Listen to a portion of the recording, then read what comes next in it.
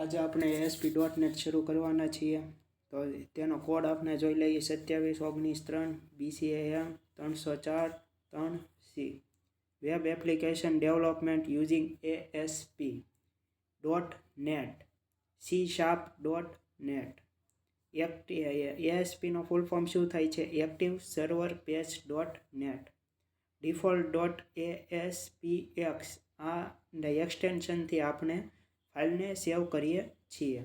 Active server page એક્સટેન્સિબલ છે। આ જે default.aspx નામ છે તેમાં આપણે આપણું વેબસાઇટનું UI બધું જ ડિઝાઇન કરીએ છીએ। ફ્રન્ટ એન્ડ ટૂંકમાં આની અંદર આપણે ડિઝાઇન કરીએ છીએ। default.aspx.cs પછી /webconfig આની અંદર આપણે શું કરીએ છીએ સોલ્યુશન જે આપણા બિઝનેસ લોજિકના સોલ્યુશન હોય છે ટૂંકમાં બેકએન્ડનું કામ આપણે આ ASPX.CS એક્સટેન્શનથી આપણે આપણું બેકએન્ડ લખીએ છીએ।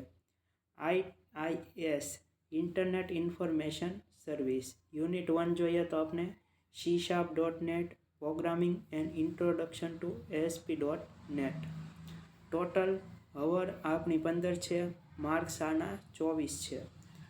IDE એટલે શું ઇન્ટિગ્રેટેડ ડેવલપમેન્ટ એન્વાયરમેન્ટ અને વેબ કન્ફિગ ફાઇલ વેબ કન્ફિગ અથવા તો ગ્લોબલ આપણે આને કહી શકીએ છીએ। આઈ હોપ કે તમને આજનો વિડીયો મજા આવ્યો છે। ASP.NET આપણે શરૂ કરીશું તે એની આગળની અપડેટ તમને મળી જશે।